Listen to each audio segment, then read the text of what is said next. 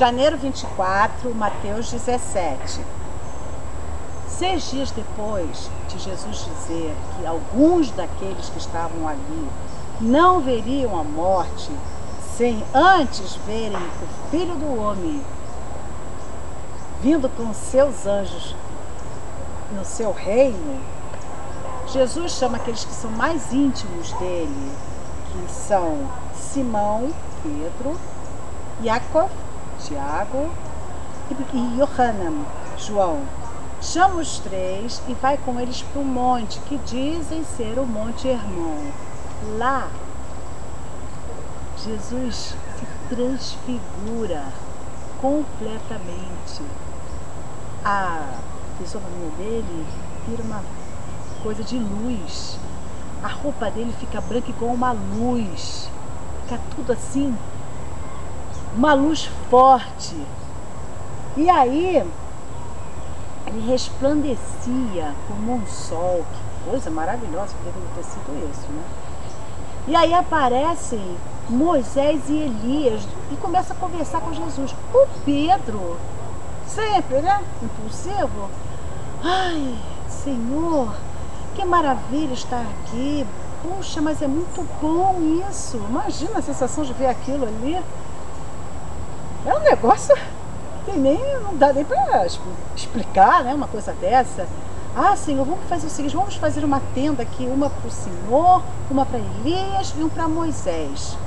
Nisso que Pedro falou isso, veio uma nuvem de luz, cobriu Jesus, Elias e Moisés, e saiu uma voz da nuvem falando: este é o meu filho amado, que me dá muito prazer, em que eu sinto muita alegria. Escutem ele. Aí a nuvem saiu e apareceu Jesus. Os três se ajoelharam no chão. Se ajoelharam, uma coisa dessa, né? Aí Jesus falou: não tenham medo.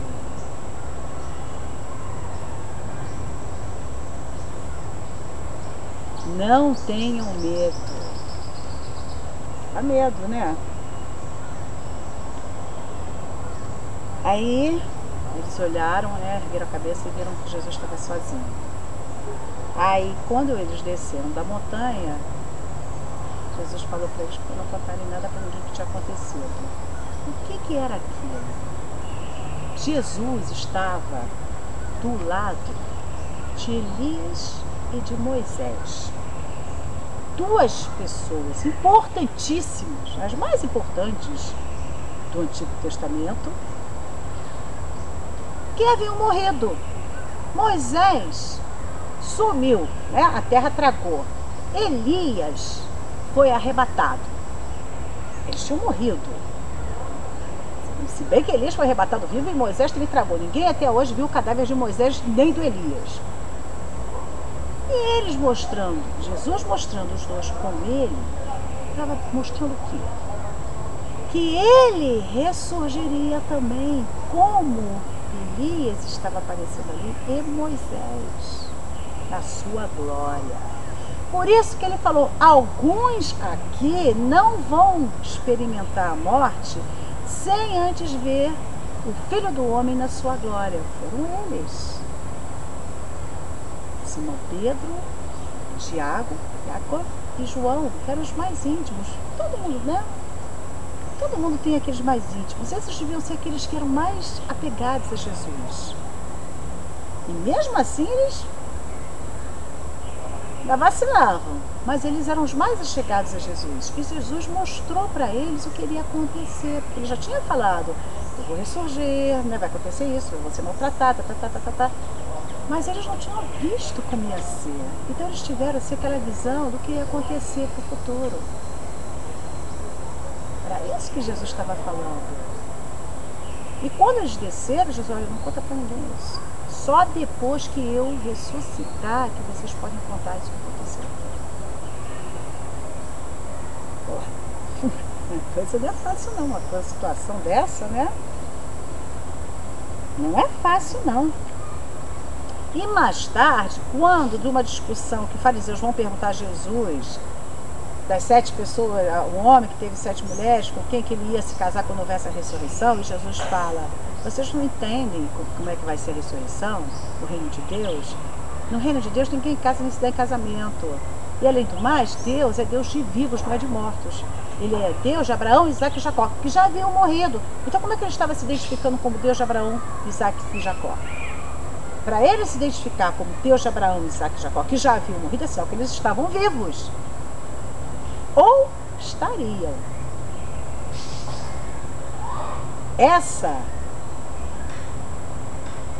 explicação, quer dizer, que está escrito lá, né, na Bíblia, nos confirma a ressurreição. E é algo que contraria a ideia da reencarnação. Que a ressurreição, mais uma vez, é a mesma pessoa que morre e nasce de novo.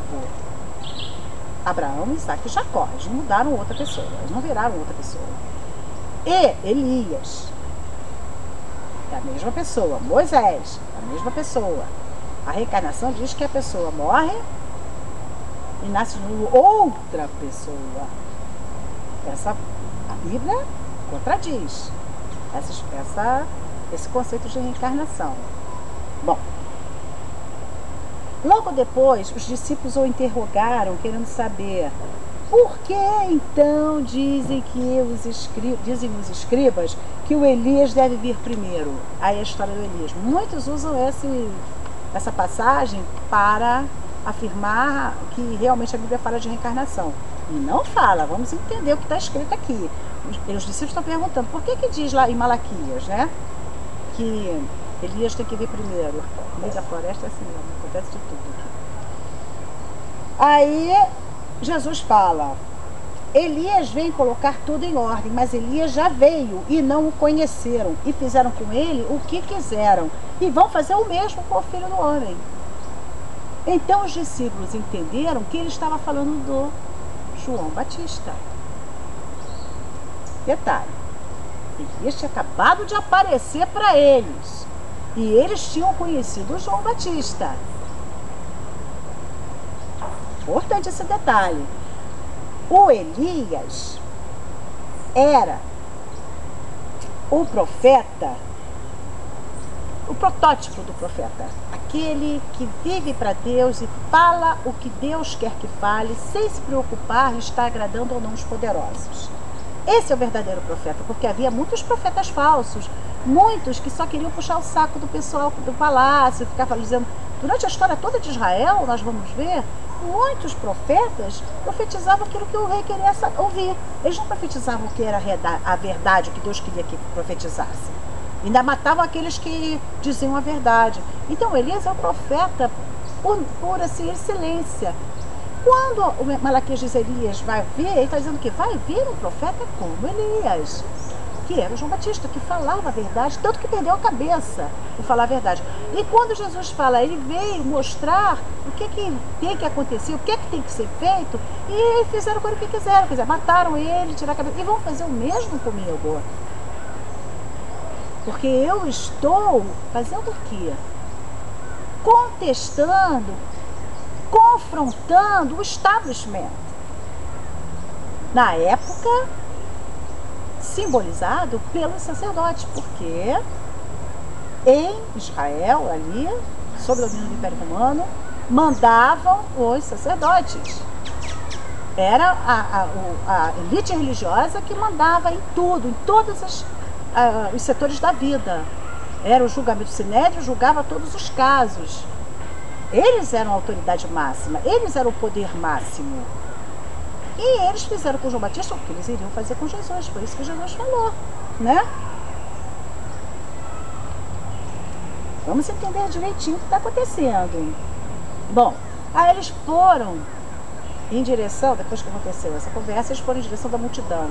Normalmente era a multidão que ia atrás de Jesus, mas dessa vez Jesus e os discípulos foram na direção da multidão. Incrível isso, né? Deus vem ao nosso encontro. A gente não precisa ficar muito preocupado, é só orar e pedir que Deus venha ao nosso encontro. Aí, um homem clamou de joelhos: Senhor, tem misericórdia do meu filho, que ele tem ataques tão fortes e às vezes cai na água, às vezes cai no fogo. Uns dizem que era endemoniado, outros dizem que era epilético, cada uma tradução fala uma coisa. Ele tinha ataques, ele era uma pessoa endemoniada, que tinha ataques e às vezes caía no fogo, às vezes caía na água, né? Que havia problema. Aí o homem fala assim: eu já levei meu filho aos seus discípulos, mas eles não conseguiram curá-lo. Ai, Jesus, ele era humano também, né? Ele falou: geração perversa e sem fé. Até quando eu vou ter que aguentar vocês? Traga o menino aqui. Aí Jesus repreendeu o demônio saiu e o menino ficou bom. Aí os discípulos chegaram para ele e falaram: mas por que eles não conseguiram curar? Aí Jesus falou: porque vocês não têm fé. E eram discípulos dele, estavam ali todo dia com ele, vendo ele fazer as coisas. Como é que pode? Está andando com Jesus e não acredita, não tem fé que pode fazer. Jesus está falando todo dia ali para eles, pessoalmente. Se vocês tivessem fé do tamanho de um grão de mostarda, vocês iriam para uma montanha, sai daqui e vai para lá, e a montanha iria. Por quê? Nada vos seria impossível. A montanha é um obstáculo que está no meio do seu caminho, é o problema. Essa é a montanha. Fala para ela: sai, vai para lá. E ela vai. É isso que Deus está falando, Jesus. Depois ele complementou: essa espécie de demônio desse rapaz só sai com oração e jejum. Tem certos demônios que são bravos, estão ali enraizados, vem de família. Vem do avô, passa por pai, passa por filho, vai passando. Do mesmo jeito que nós temos herança genética, DNA genético, nós temos também herança espiritual, viu? O que os nossos pais fazem espiritualmente, nós sofremos as consequências, pro bem ou pro mal. Tem que estudar direitinho a religião dos pais, hein? Para saber qual é o motivo da pessoa estar com determinado problema. Porque nós recebemos essa herança também. E essa herança só acaba quando você aceita Jesus. Porque aí você aceita Jesus, aí o menino tem que bater em retirada. Você vai trabalhar, né? Também não é assim automático também. Aceitou Jesus, ficou livre de todo o demônio, não. Tem que trabalhar, tem que orar, jejuar. Dá trabalho. Não é coisa fácil, não. Bom, Jesus orava muito e jejuava. Porque ele falou: essa casta de demônios só sai com oração e jejum. Então ele fazia isso. Não adianta querer enfrentar demônio assim de cara não, tá? Porque tem certos demônios que eles acabam com você. Te humilham na frente de todo mundo. Eles estavam indo para Galileia e ele disse: o filho do homem será entregue na mão dos homens. Jesus falou: o filho do homem será entregue na mão dos homens, seres humanos. Nós, seres humanos, é que somos culpados da morte de Jesus. É isso que ele está dizendo aqui. Jesus está dizendo: vão matá-lo e no terceiro dia ressuscitará. Os discípulos ficaram muito tristes, claro. Isso é uma notícia agradável? Super desagradável, né? Bom, aí foram para Cafarnaum. É a última parte aqui desse capítulo. Os cobradores de impostos do templo, que tinha, como hoje, né? Todo mundo quer cobrar imposto. Os cobradores de impostos do templo foram lá perguntar para os discípulos: vem cá, o rabino aí de vocês não paga imposto do templo, não? Aí eles falaram: sim, ele paga. Só que, olha só, o templo é a casa de Deus. Jesus é o Filho de Deus. E Jesus ouve, né, essa história e fala pro... acho que é Pedro mesmo também. Era o Pedro, sempre o Pedro.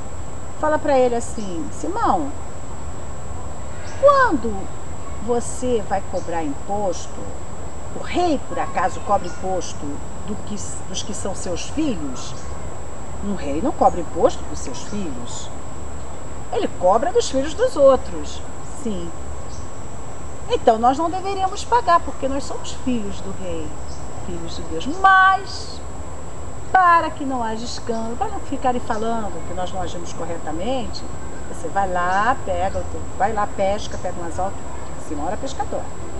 Pesca com o anzol, o primeiro peixe que sair vai ter lá a moeda, você vai e paga o nosso imposto, meu imposto. Não importa o que vão fazer com o nosso imposto. Eu entendo dessa forma, não importa o que vão fazer com o nosso imposto. Nós temos que pagar o imposto. Ainda que nós tenhamos o entendimento de que não é justo, não é válido aquilo ali. Aquilo ali é uma coisa que não vai ser bem empregada. Até Jesus pagou o imposto. Ele é Deus. Essa é a lição do imposto, né? E aqui termina essa maratona de hoje, nessa lindo visual. Que Deus nos abençoe. Amém.